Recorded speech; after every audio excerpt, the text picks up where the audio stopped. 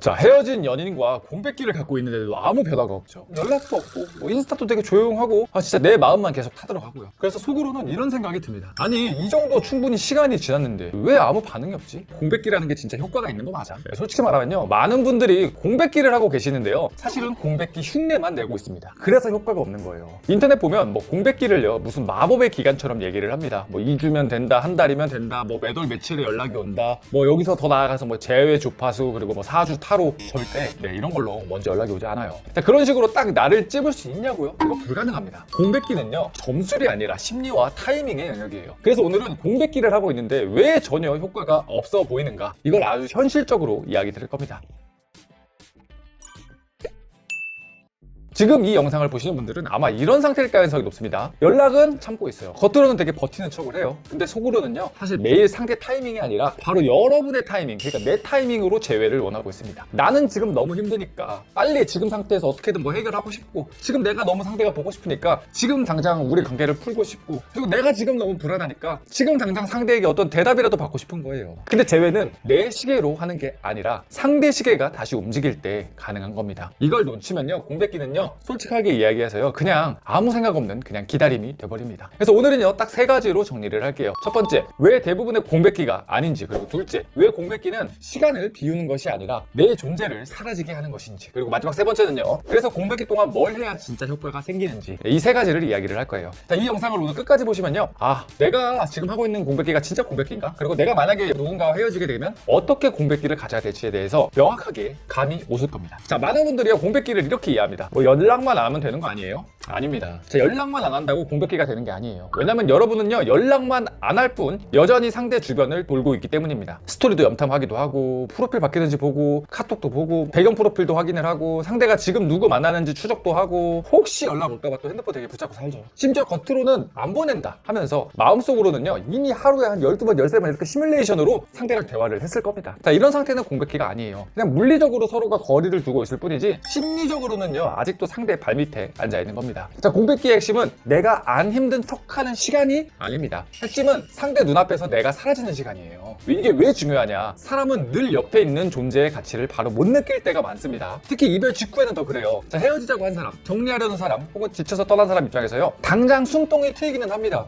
이제 좀 편하다, 일단 복잡한 감정에서 벗어났다, 이렇게 느껴요. 자, 이 상태에서 여러분이 계속 존재감을 흘리면 어떻게 되느냐, 상대는요 반드시 꼭 필요한 상실을 경험할 시간을 못 가집니다. 불편함 없이, 부담 없이 언제든 여러분 존재를 확인할 수 있으니까요. 그러면요 굳이 돌아볼 이유가 없어요. 자, 운동을 한번 비유를 해보면요, 우리 근육을 자랄 때 보면요 막 운동 한 번 했다고 막 갑자기 근육이 커지지 않거든요. 오히려 먼저 이 근육이 찢어져야 돼요. 그리고 거기에서 자극이 들어가고 반드시 회복의 시간이 있어야 그 과정에서 근육이 다시 자라게 됩니다. 이 관계도 되게 비슷한 면이 있다는 거죠. 상대 마음속에서 여러분의 자리가 다시 느껴지려면 먼저 상대에게 고통이 필요해요. 그게 뭐냐면요, 먼저 부재의 자극이 들어가야 한다는 겁니다. 눈앞에서요 아예 사라져야 돼요. 늘 있던 사람이 안 보이고, 늘 오던 연락이 안 오고, 늘 반응하던 사람이 반응하지 않고, 늘 내 감정의 안전장치처럼 있던 사람이 아예 없어져야 상대 안에서 가 생깁니다. 근데 많은 분들이 이 과정을 못 견뎌요. 찢어지는 시간이 오기 전에, 그러니까 근육이 자라기 전에요 어떻게든 내가 티를 냅니다. 여러분이 그 사람이 일거수일투족을 신경 쓰고 있다는 게 이미 그 사람에게는요 모든 세포로서 다 전달이 되는 거예요. 가계적으로 인스타 스토리 보는 거, 그건 역시 포함이죠. 이게 왜 그러느냐, 결국 그 사람의 시간이 아니라 내 시간에 맞추려고 해서 그래요. 나는 오늘 미치겠고, 오늘 불안하고, 오늘 보고 싶고, 오늘 사과하고 싶고, 사과 받고 싶고, 오늘 다시 잡고 싶으니까요. 근데 상대는 아직 그 단계가 아닐 수가 있습니다. 상대는 아직 해방감 단계일 수도 있고요, 짜증 단계일 수도 있고요, 무감각 단계일 수도 있고요, 아니면 다른 생각에 빠져 있을 수도 있어요. 여기서 중요한 건 상대에게도 감정이 정리되는 자기만의 속도와 시간이 있다는 겁니다. 이걸 무시하고 내 시간에 맞춰서 재회를 밀어붙이면 공백기는요 효과를 낼 틈도 없이 그냥 깨져버립니다. 자, 예를 한번 들어볼게요. 헤어진 지 한 10일 정도 됐어요. 여러분은 이미 한 10일 동안 정말 잠도 못 자고 밥도 못 먹고 눈물도 정말 많이 흘렸습니다. 머릿속으로는 이렇게 생각을 하는 거죠. 이제 내가 정말 충분히 힘들었으니까 연락할 때가 아닌가 싶어요. 근데 상대는요 어쩌면 이제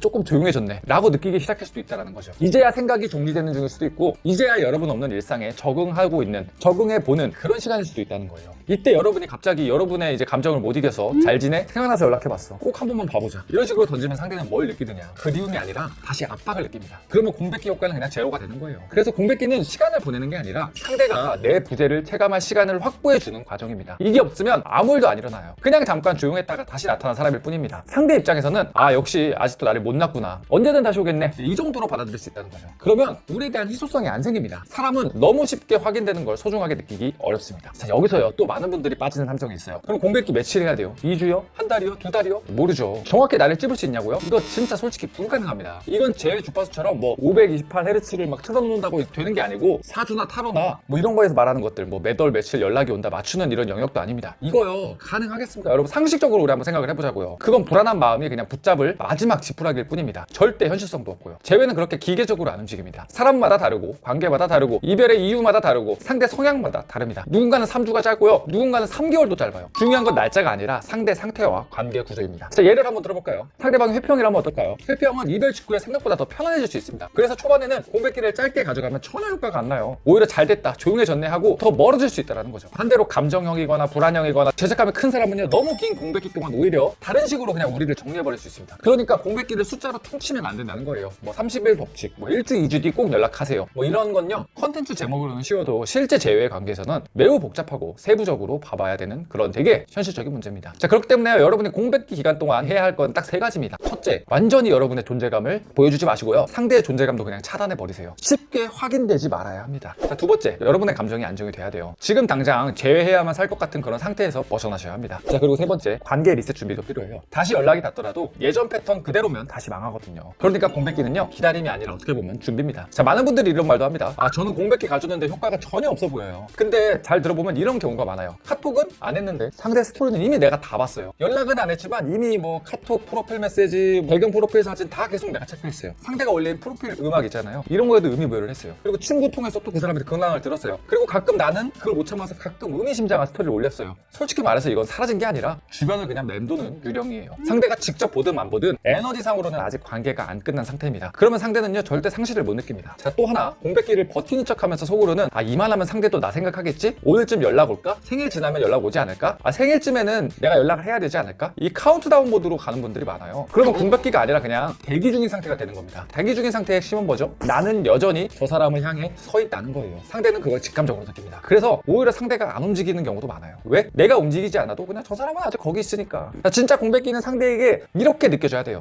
얘 진짜 완전히 사라졌네. 원래는 반응했는데 아예 없네. 생각해보니까 항상 여기 있었는데. 이 감각이 그 사람한테 느껴져야 돼요. 그때부터 비로소 상대 안에서 여러분 자리가 역으로 보이기 시작할 수 있어요. 그런데 여러분은 그 단계 오기 전에 못 버팁니다. 눈앞에 사라져버려야 되는데, 완전히 없어져버려야 되는데 사라지기 직전에 늘 본인이 다시 나타나요. 그러니 효과가 없죠. 그리고 공백기는요, 상대를 조종하는 시간이 아니라 상대의 선택을 유도할 수 있는 환경을 만드는 시간입니다. 이 차이, 이거 되게 중요해요. 상대에게 억지로 내가 이렇게 인위적으로 만들어서 그리움을 넣을 수는 없어요. 대신 그리움이 생길 조건은 만들 수 있습니다. 너무 가까워서 그 사람이 못 느꼈던 부재, 늘 있던 존재의 빈자리, 감정의 정리 이후에 올라오는 기억들, 그리고 다른 사람과의 비교, 그리고 내가 했던 것에 대한 후회, 이런 건요, 아주 냉정하게, 정말 솔직하게 그 사람이 그 사람만의 시간이 지나면서 그 사람이 느껴야 될, 결국 시간이 해야 될 일입니다. 근데 여러분이 그 시간을 못 믿고 계속 개입을 하면요, 상대는 자연스러운 감정 흐름 대신 또다시 여러분의 압박을 먼저 느끼게 돼요. 자, 마지막으로 꼭 말씀드릴게요. 공백기의 목적은 단순히 상대 연락 기다리기가 아닙니다. 더 본질적으로는 내가 상대 없이도 무너지지 않는 상태로 돌아가는 거예요. 이게 돼야 연락이 와도 안 망합니다. 그렇지 않으면 연락 한 번에 다시 전부를 쏟아붓고 다시 조급해지고 다시 매달리고 다시 같은 자리로 갑니다. 공백기가 효과가 없다는 분들 중 상당수는 사실 공백기 자체가 문제가 아니라 공백기 끝에 나오는 자기 상태가 그냥 그대로인 거예요. 상대만 돌아오면 그냥 모든 게 다 해결될 것 같은 상태. 이 상태로는요, 제외가 돼도, 그리고 상대가 돌아와도 결국에는 또 무너집니다.